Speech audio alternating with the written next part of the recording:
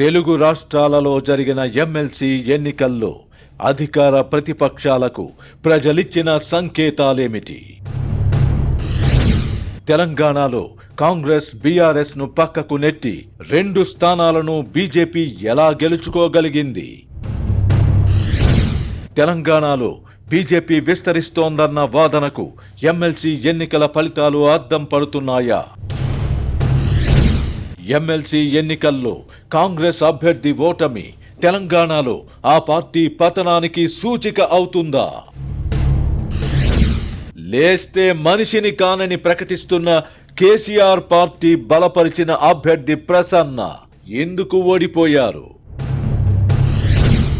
ఏపీలో విజయం సాధించిన 3 పార్టీల ఎన్డీఏ ప్రయోగాన్ని తెలంగాణలోనూ చేయబోతున్నారా?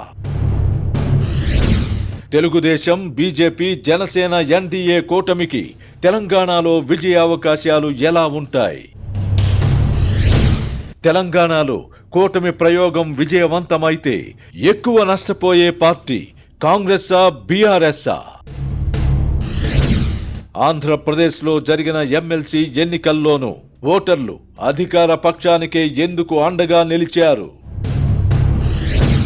వైసీపీ పరోక్షంగా బలపరిచిన అభ్యర్థులు ఓడిపోయినా జగన్కు ఎందుకు ఫౌల్ గేమ్ ఆడుతున్నారు? ఓటమి నుంచి గుణపాఠాలు నేర్వని జగన్ రెడ్డి తన రూటే సెపరేట్ అని మరోసారి నిరూపించుకున్నారా? జగన్ రెడ్డితో అంటకాగుతూ వచ్చిన సిపిఎంకు ఎమ్మెల్సీ ఎన్నికల్లో జనం కర్రు కాల్చి వాత పెట్టారా?